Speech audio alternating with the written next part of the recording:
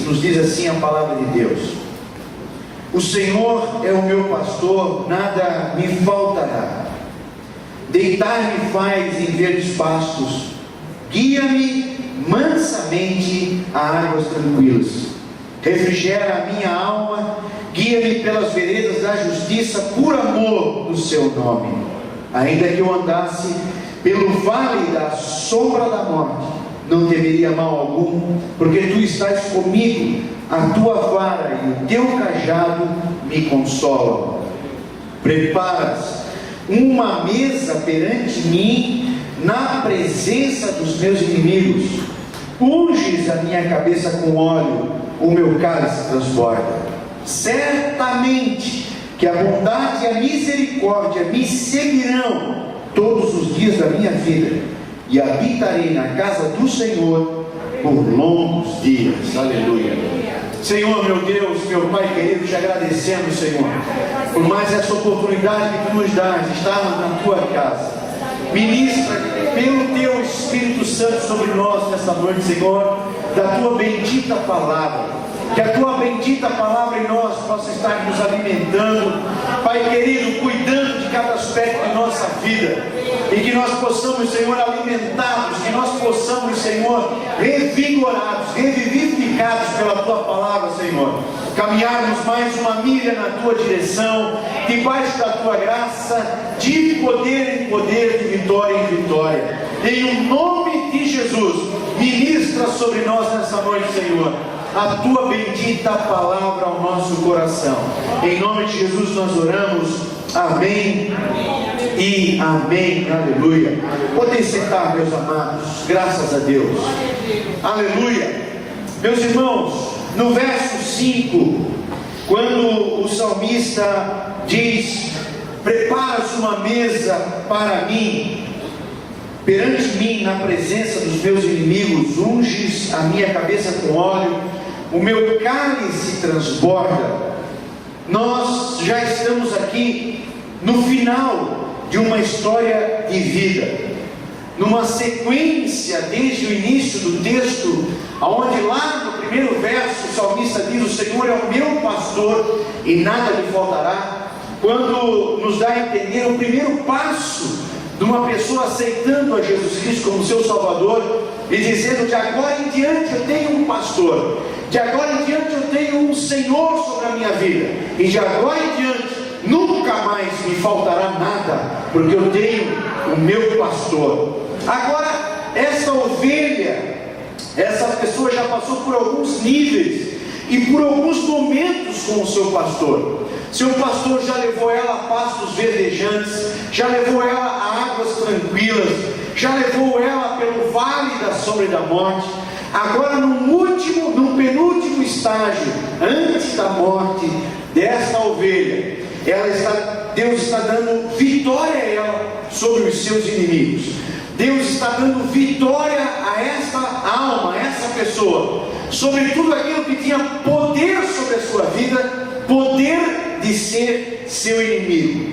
Aqui então, já apesar de estar diante dos seus inimigos, é verdade, preparas uma mesa para mim, na presença dos meus inimigos. Mas esses inimigos, do cuidado que já teve o pastor, do cuidado de vida que ela já teve com o pastor, esses inimigos são impotentes para realizar qualquer coisa contra essa ovelha, porque o pastor está presente.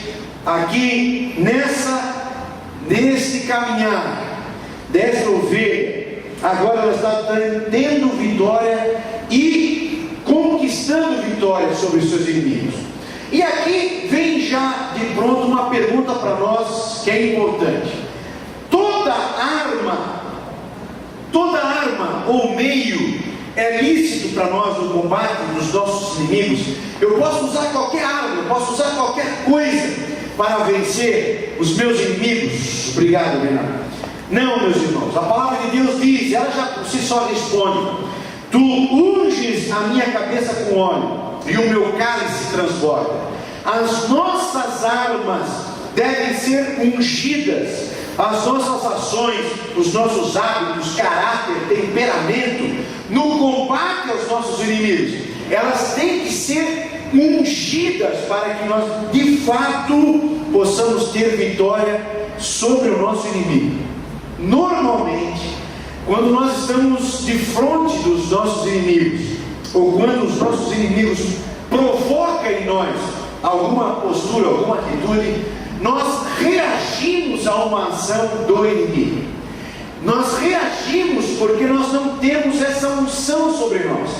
Porque quando nós somos ungidos por Deus, nós aprendemos a não reagir, e sim a agir. Quando o inimigo nos provoca, a primeira coisa que ele quer ter sobre mim é poder sobre a minha vida. Então isso é nítido quando a gente conversa com alguém, ou quando a gente vê uma briga, por exemplo. A pessoa chama um palavrão para alguém, a outra pessoa, ela reage àquele palavrão, e então eu estabeleço domínio sobre aquela pessoa. Eu fiz ela chamar um palavrão, eu fiz ela reagir, e agora eu estou dominando aquela vida. Quando em um assalto, quando em um problema, uma crise familiar, por exemplo, nós estamos sempre, quase que sempre reagindo a uma provocação do nosso inimigo. Mas quando nós temos a presença do pastor conosco, quando nós temos a nossa cabeça ungida por Deus, o nosso inimigo tenta nos fazer reagir. Nós fizemos o contrário, nós quebramos essa cadeia de reação, nós quebramos esse ciclo vicioso e perverso do reagir, e eu começo então a agir. A pessoa me xinga de um palavrão qualquer, porque ela quer brigar comigo. Então ela me xinga, e eu, do meu lado, porque estou ungido, eu abençoo. Eu quebro o poder do inimigo sobre a minha vida.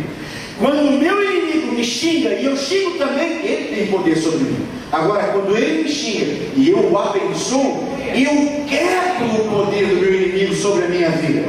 Então, nem toda arma é lícita para que nós possamos lutar contra os nossos inimigos.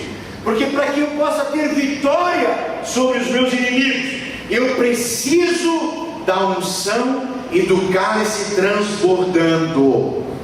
Não basta ter cheio, irmãos. Não basta ter cheio. Não basta ter paciência numa crise conjugal, por exemplo, com a esposa ou com o filho. Não basta ter paciência. Para mim vencer aquela crise, eu vou ter que ter uma paciência transbordando. Porque eu preciso para mim e eu preciso para os outros. Não basta eu ter boa educação, não basta eu ter boa intenção, eu vou ter que ter unção e o cálice transbordando, porque senão eu não vou conseguir vencer, eu não vou conseguir estabelecer a quebra do poder do inimigo sobre a minha vida.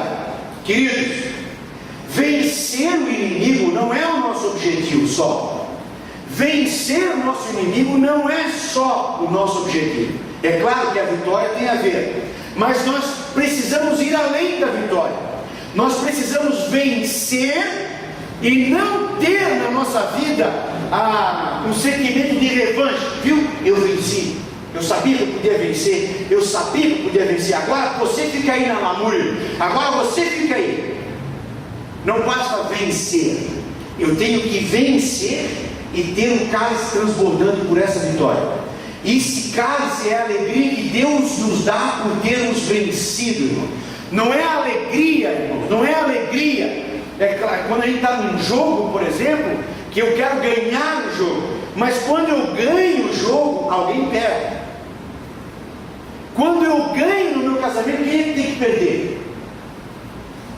Quando eu ganho no meu casamento, é a Tati, minha esposa, que tem que perder. Está vendo como não posso só objetivar a vitória?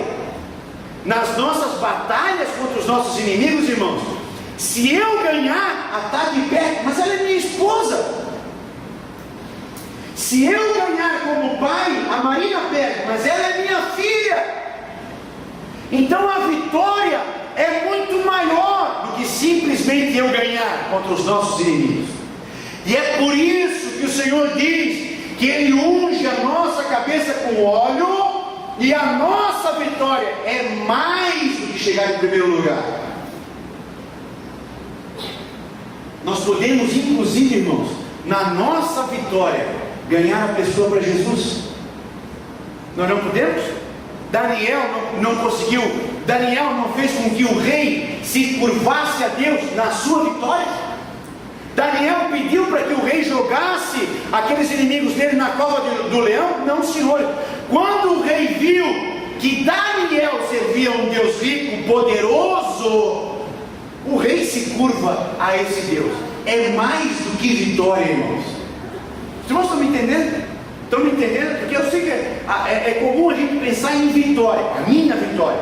Mas se eu ganho, quem é que perde lá em casa? Eu quero ganhar. Naquilo que a Tatiana está errada, ou naquilo que eu estou errado, ela quer ganhar. Mas eu quero ganhar e eu não quero que ela perca. Para o humano, para o nível humano, irmão, todo mundo que ganha, alguém tem que perder. Mas não no espiritual. Não no espiritual. Eu posso ganhar e ainda pode ganhar o meu inimigo, se ele reconhecer o meu Deus, se ele ver que o meu Deus está comigo, e eu ainda posso salvá-lo através do meu testemunho, através do meu exemplo. Quantas irmãs que estão dentro da igreja e que pelo exemplo, que pelo testemunho, pela persistência em Cristo Jesus, trouxeram seus maridos para dentro da igreja? Quantos pais que persistiram e trouxeram? Quantas vezes a gente pode testemunhar isso, meus amados irmãos? Então, é mais do que simplesmente a vitória sobre o inimigo. Por isso que a palavra de Deus fala em cálice transbordante. Eu preciso da unção para vencer. Mas o resultado dessa vitória é ter o cálice transbordando. Eu ganhei, minha esposa ganhou, minha família ganhou, e nós estamos conseguindo prosseguir para o alvo que é Cristo Jesus. Não é eu ganhar, minha esposa perder. Não é eu ganhar, meu inimigo perder. Eu quero ganhar, mas inclusive eu quero que o meu inimigo também ganhe. Deu para entender? Às vezes na corrida humana, isso não é coisa humana, irmãos. É por isso que é unção, é por isso que é cálice transbordando, é por isso que é Deus quem faz essa mesa, é por isso que é Deus quem nos traz, porque isso não é no nível humano. No nível humano eu ganho e você perde. No nível espiritual eu ganho e o meu inimigo também pode ganhar com a minha vitória. As nossas armas, abra aí por favor, Romanos capítulo 13, verso 12.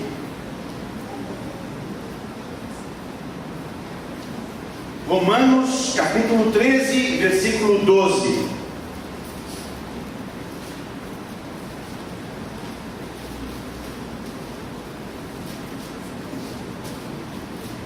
Quem achou, por favor, leia para mim aí. Vai alta a noite e vem chegando o dia. Deixemos, pois, as obras das trevas e revistamo-nos das armas da luz. As nossas armas, para obtermos vitória, as nossas armas são armas de luz. Eu já ouvi pessoas dizendo para mim: pastor, meu marido me traiu, pois eu vou trair ele também. As nossas armas são armas de luz. Deixemos, pois, as trevas. Humanamente falando, parece justo, parece correto. A pessoa traiu, trai também. A pessoa mentiu a teu respeito, mente sobre ela. A pessoa te xingou, devolve o xingamento. Parece ser correto, mas estas armas são as armas das trevas. Vamos deixar as obras das trevas e revistamos-nos das armas da luz. Aí então eu quero o poder do inimigo sobre mim. É o que Paulo vai falar em Romanos capítulo 12, verso 21. Abra aí, por favor. Romanos 12, 21. Não te deixes vencer o mal, mas vence o mal com o bem. Não te deixes vencer. Isso é resiliência. Isso é resiliência. Estão mentindo ao meu respeito. Eu estou louco para reagir. Não te deixes vencer. Estão inventando. Tem pessoas no meu trabalho que estão arquitetando para mim ser demitido. Estão mentindo a meu respeito. E eu permaneço na presença de Deus, na minha integridade, na minha sinceridade, na minha santidade. Permaneça. Resiliência. Não te deixes vencer pelo mal. Como é que o mal me vence, irmãos? O mal não me vence só me fazendo pecar. O mal me vence fazendo eu reagir. É isso que eu estou insistindo. O mal me vence fazendo eu reagir. É por isso que tanto o inferno machucou na carne Jesus. Porque a intenção do inferno era fazer Jesus reagir. Quer ver? Agora bate, porque Jesus vai xingar o soldado. Pode bater. Não, põe a coroa de espinho nele, para ver se ele não vai xingar agora. Agora ele vai xingar. Gospe nele, para ver se ele não vai xingar. E Jesus vencendo o mal com o bem. Resiliente. Queridos, escuta aqui, por favor. Se nós aprendêssemos isso, quase que 90% dos nossos problemas se acabariam. Primeiro, as nossas armas não são as armas do nosso inimigo. E o espírito do nosso inimigo não é o nosso espírito. Os irmãos conseguem entender isso? Qual é o espírito do nosso inimigo? É o espírito de porco. É um espírito diabólico que está lá nele. Ele não é o diabo, mas tem um espírito diabólico nele. O que ele quer fazer? Ele quer fazer com que eu reaja à provocação dele. Mas o espírito que está nele não é o meu espírito. E as armas que ele usa não são as armas que eu uso. Se nós pudéssemos entender isso. Quando a esposa xinga e eu vou vencer o mal com o bem. Quando vem as provas, quando vem as tentações, quando vem demônios mesmo, às vezes os demônios, às vezes o inferno manda emissário, às vezes o inferno manda pessoas, mas às vezes vem demônios mesmo. Pois eu vou vencer o mal com o bem. Por quê? Porque as armas que ele usa não são as minhas armas. E o espírito que está nele não é o meu espírito. Aleluia. Queridos, quando eu consigo atingir esse nível de espiritualidade, que não é só porque ter uma carteirinha da Assembleia de Deus ou frequenta a igreja, não é isso. É ter a cabeça ungida. Quando, pastor? Quando, pastor, que eu posso ter esse nível? Quando que alguém pode botar o dedo no meu nariz, me xingar e eu dizer Deus te abençoe? Quando? Quando eu tiver a minha cabeça ungida. Unges a minha cabeça com óleo. Aí o meu espírito já não é mais aquele espírito, meu irmão. Aquele espírito de porco que consegue transformar um local, que consegue fazer uma bagunça na nossa casa. Eu tenho outro espírito. Queridos, essa realidade para nós, a maravilha disso, queridos, a maravilha disso é que Deus nos leva na presença dos nossos inimigos. E eles não, se nós tivermos a cabeça ungida, se nós tivermos essa intimidade com Deus, enquanto estamos sendo atacados, Deus está conosco lá com uma mesa pronta para nós. Aleluia. Isso é até paradoxal. Talvez, não, pastor, o senhor está numa alta filosofia, o senhor já está filosofando demais, pastor. Não, essa é a realidade de Deus para nós.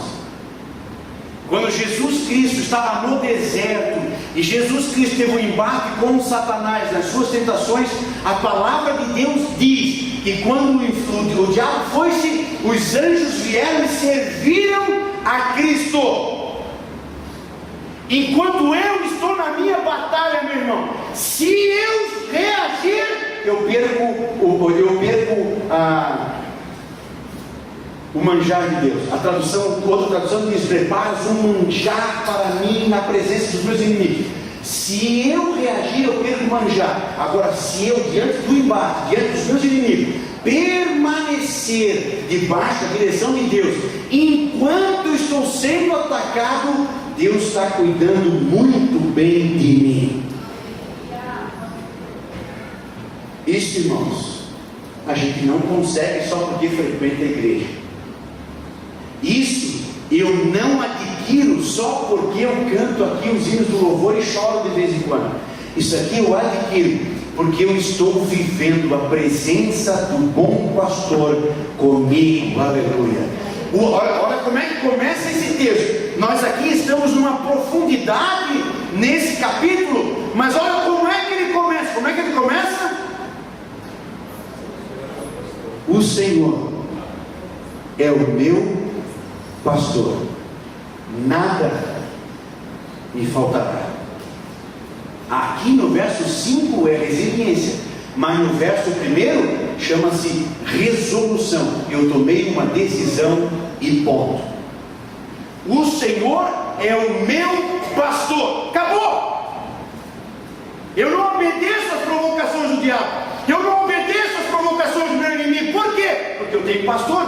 O Senhor é o meu pastor. Às vezes, queridos, a gente vem num culto, a gente vem em uma reunião de discipulado, Deus fala com a gente chora, a gente é abençoado. Meu Deus, olha aquele culto, aquela maravilha. Puxa, que pena que acabou o culto. Aí nós saímos aqui na rua, o cara tranca a gente no carro e a gente já está xingando o cara como palavrão. Cara, os irmãos estão entendendo o que é o inimigo perder o poder sobre a gente? Os irmãos estão entendendo o que é o inimigo perder o poder sobre nós? Esse é o estágio que o Senhor nos leva a triunfar na presença dos nossos inimigos. Meus irmãos, vamos em frente. O texto diz para nós: preparas uma mesa. O nosso pastor literalmente cumpriu isso enquanto andou aqui. Jesus Cristo chamou os seus discípulos e preparou para eles uma mesa. Esse pão é o meu corpo, meu corpo. Esse cálice é o meu sangue. Queridos, desfrutar. Nós precisamos aprender a desfrutar dessa mesa. Nós participamos da ceia como algo automático. Nós participamos da ceia como algo que acontece uma vez por mês. Não, a ceia é simbólica uma vez por mês, mas a ceia real é a espiritual, que eu participo a toda hora na presença de Deus. Eu não estou com fome espiritual. Por quê? Porque eu estou numa mesa que eu desfruto. Aleluia. Desfrutar da mesa que quem prepara? O pastor preparou. Tu, Senhor, preparas uma mesa na presença dos meus inimigos. Os meus inimigos vão testemunhar a minha vitória. Os meus inimigos vão testemunhar a minha prosperidade em Deus. Os meus inimigos vão descobrir que a minha força e o meu poder vem de Deus. Os meus inimigos vão desejar isso. Já pensou, queridos? Já pensou? Uma vez eu fiquei depois todo orgulhoso, não sei nem se foi bom ter acontecido isso comigo, mas uma vez eu estava andando no mercado e uma pessoa disse para mim: tu podes orar por mim? Posso, mas por que eu? Não, tu me conhece? Não te conheço, mas eu estou vendo que você tem algo diferente. Você pode orar por mim? Os nossos inimigos, irmãos, eles têm que reconhecer que nós tem algo maior do que o Lemos na vida do Lemos. A vida do Lemos eu poderia tocar. A vida do Willy eu posso tocar. Vou lá, dou um soco, dou um golpe. Agora, como é que pode esse cara? Ele faz de tudo. Ele cai, se levanta e está prosperando. Como é que pode? Eu vou lá, dou um tiro no macho, eu roubo a moto. Agora ele está com 2, 3 motos, 2 carros. Está na igreja, está feliz, está prosperando. Como é que pode? Tem alguma coisa maior na vida dele. Aleluia. Os nossos inimigos desejarão o nosso pastor, porque eles querem também isso, meu irmão. Eu quero isso que você tem. Me dá isso daí. Aleluia. Paulo estava fazendo os milagres, batizando com o Espírito Santo, e aí o mago disse: olha, eu quero comprar isso que tu tens. Não é como comprar, é só dobrar o joelho e dizer: o Senhor é o meu pastor e nada me faltará. Aleluia. A minha vitória, irmãos, vai ser a salvação deles. Que cristianismo diferente que nós estamos falando. Nós não estamos falando desse cristianismo que só quer o carro zero, que só quer um carro zero para poder humilhar quem não tem aquele carro, que só quer uma casa bonita para dizer: olha como meu Deus faz. E não, a minha vitória vai afetar e vai trazer salvação aos meus inimigos. Aleluia. Tentaram de tudo contra mim, fizeram de tudo contra a minha vida, eu não caí. Quando eu me cansei, eu me ergui. Quando eu estava com os joelhos trêmulos e cansados, fui renovado na minha força, porque o bom pastor é comigo. Eu tenho isso, você pode ter também. Aleluia.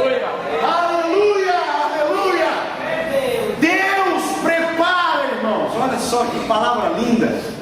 Nós não temos mais tempo, mas eu queria só deixar aqui bem rapidinho. Pensa aí, irmãos, quando você convida um convidado para ir à sua casa. Esses dias a irmã Rose me convidou para ir lá na casa dela, e ela fez uma salada especial, coisa boa demais.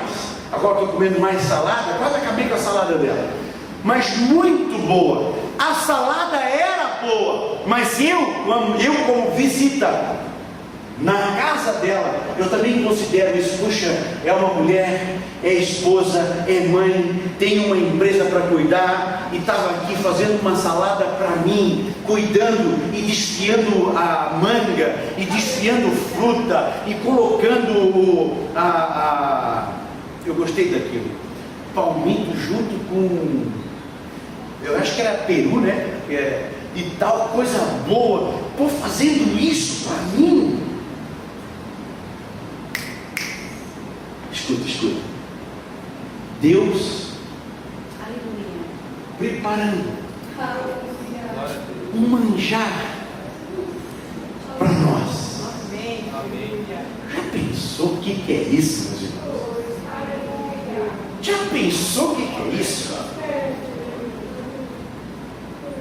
Desculpa, eu não gosto muito disso, se bem que eu faço isso, mas eu queria fantasiar, eu quero ver isso na prática. Deus preparando para mim ali a maionese, Deus preparando ali um bolo, Deus preparando ali um sorvete, alguma coisa especial. Deus, tu preparas o manjar para mim. Aleluia. Quer ver Deus chorar agora? É Deus preparar o manjar e o convidado não vem. Você já preparou um jantar aí? Já preparou um jantar, uma comida? Passou uma tarde inteira na frente do fogão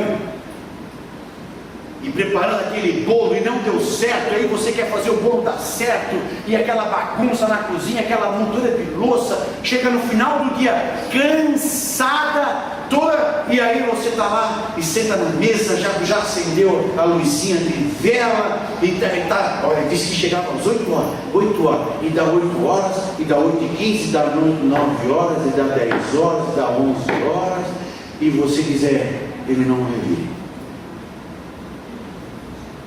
Quer ver Deus triste? Quando ele está lá no teu quarto,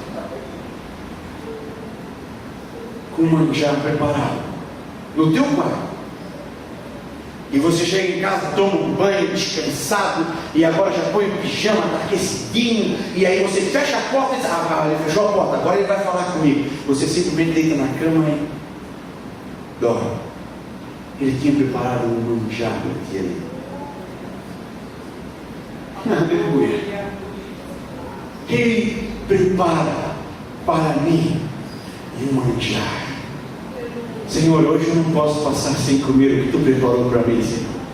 O que Tu preparaste para mim hoje, Senhor? O que Tu tens para mim hoje, Senhor? Aleluia. Qual é a novidade, Senhor, que Tu tens para mim? Aleluia. O cuidado de Deus, irmãos. O Lemos gosta disso. O meu filho, ele gosta assim. Ele gosta do chá geladinho. Ele gosta assim. Pois eu vou preparar. Me ajuda aqui e vamos deixar prontinho, porque ele está chegando. Aleluia. Deus tem para você um manancial para nós desfrutar. Não fique na sequidão, meu irmão. Não fique com fome, não fique com sede. Tenha isso e absorva isso, porque é graça, é dado pela graça de Deus. É a graça de Deus e é abundante. Manjar, irmãos, manjar não é uma empadinha, não. Manjar não é um croquete. Manjar não é uma coxinha assada. Manjar é abundância. Eu faço isso, irmãos, um manjar para quem eu quero bem, para quem eu quero comer, para quem eu quero que tenha tempo para comer. Uma empadinha eu como tomando banho. A gente come correndo.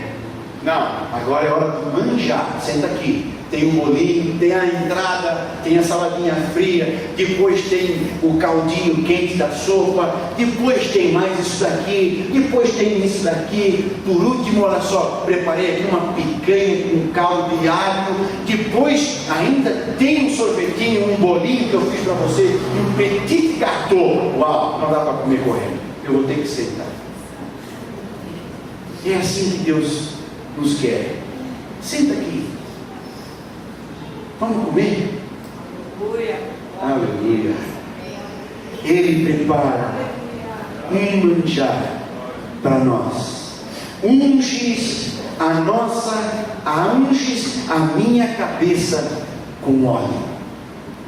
O que ele está ungindo aqui, irmãos? A cabeça. Eu preciso, no viver o cristianismo, estar com a minha cabeça ungida. O que parte da minha cabeça, Gideão? O que parte da minha cabeça? O que parte da minha cabeça? O que sai da minha cabeça? Pensamentos. Eu preciso da minha cabeça ungida. A minha vontade, as minhas vontades estão aqui. Eu preciso de ter vontades ungidas. O meu querer, os meus desejos, o meu caráter, eu preciso de caráter ungido. Quantos camaradinhas dentro da igreja, passando cheque sem fundo, diz que paga, não paga, mentiroso, nem a esposa mais confia nele. Quantos dentro da igreja que vivem aqui, mas ainda não têm o caráter ungido, moldado pelo Espírito Santo de Deus? Escuta isso, meu irmão. Nós estamos no capítulo, no verso 5. Para entrar no verso 6, eu preciso da minha cabeça ungida. Aleluia. Unção sobre a minha cabeça. Os meus olhos precisam ser ungidos. os meus ouvidos precisam ser ungidos, a minha boca precisa ser ungida. Ungida, palavra de Deus. Ah, não, foi fulano que falou, pode fazer, porque ele é crente. Uau! Eu nunca vi esse cara mentir, pode fazer, porque foi ele que disse, foi, então pode fazer. Aleluia, aleluia. Unção sobre nossa cabeça. Davi, para poder ser rei, ele precisou passar pela unção. Davi foi ungido à realeza. Nós fomos ungidos à realeza. Vocês são sacerdotes, sacerdotes reais. Eu preciso dessa unção sobre a minha vida, essa unção de Deus. Davi foi ungido e a sua unção veio do alto. Essa unção que eu estou falando não é coisa que o Lemos faz, não. Se eu estava vendo na televisão que eles estavam distribuindo azeite da unção por apenas R$100. Eu até pensei que aqui um pouquinho mais barato, talvez. Esta unção, irmãos, que o salmista está falando aqui, não é coisa humana. Não é coisa que o pastor Lemos faz, que o bispo faz. Essa unção é unção divina. Essa unção, ela vem do alto. Aleluia. Glória a Deus. E ela é soberana sobre a nossa vida. Aleluia. Essa unção nos molda. Bem, como é que diz o Salmo? O Salmo da União. Ó, quão bom, agradável é que os irmãos vivam em união. Como é que é o resto? É como óleo precioso que, olha só, irmãos, desce sobre a cabeça, sobre a barba, vai às orlas. Essa unção, irmãos, chega disso, de achar que a unção é para dentro do culto aqui, para falar em língua, para pular, para dançar, isso, aquilo. Não, irmão, a unção alcança tudo na minha vida. A unção vai para a minha cabeça, vai para a minha sexualidade, vai para os meus pensamentos, vai para as minhas emoções, vai para a minha psique. Tudo na minha vida é moldado, é atingido por esta unção de Deus que vem do alto. Aleluia. Davi foi ungido um dia para reinar em outro. Nós também, igualmente. Nós somos ungidos hoje para poder entrar no verso 6, para poder reinar com Cristo Jesus. A unção de Davi deu acesso ao Espírito Santo de Deus. Nós somos chamados para sermos cheios do Espírito Santo de Deus. Quer ver? Abre aí, por favor, rapidinho. 1 Samuel, capítulo 16, verso 13. Primeiro livro de Samuel, capítulo 16, verso 13. Vamos ver sobre o dia que Davi foi ungido. Leia aí, Lucas. Então Samuel tomou o vaso do azeite e ungiu no meio de seus irmãos. E desde aquele dia em diante, o Espírito do Senhor se apoderou de Davi. Olha que maravilha. Então Samuel se levantou e se tornou armado. Meus irmãos, a vida de Davi, pela unção, ela mudou completamente. A vida de Davi, por causa da unção, mudou completamente. Já começa pelo fato de que Davi não era ninguém, nem os irmãos davam nada por Davi, mas pela unção, pela escolha de Deus, Davi agora vai ser o próximo rei. E o complicado, meus irmãos, não é a gente ser ungido, mas é a gente permanecer cheio do Espírito Santo de Deus. O complicado é a nossa vida não esgotar o Espírito Santo de Deus. Tanto é que Paulo diz: enchei-vos do Espírito. Todo dia que o meu relacionamento com o Espírito Santo de Deus baixa, há espaço na minha vida para um outro Espírito poder agir. Toda vez que eu estou com uma baixa, um baixo lá no meu espirotrômetro, no meu tanque de gasolina de espírito, toda vez que baixa,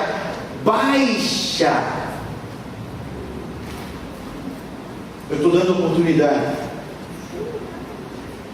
para a carnalidade, para a incredulidade, para que outras coisas enchem.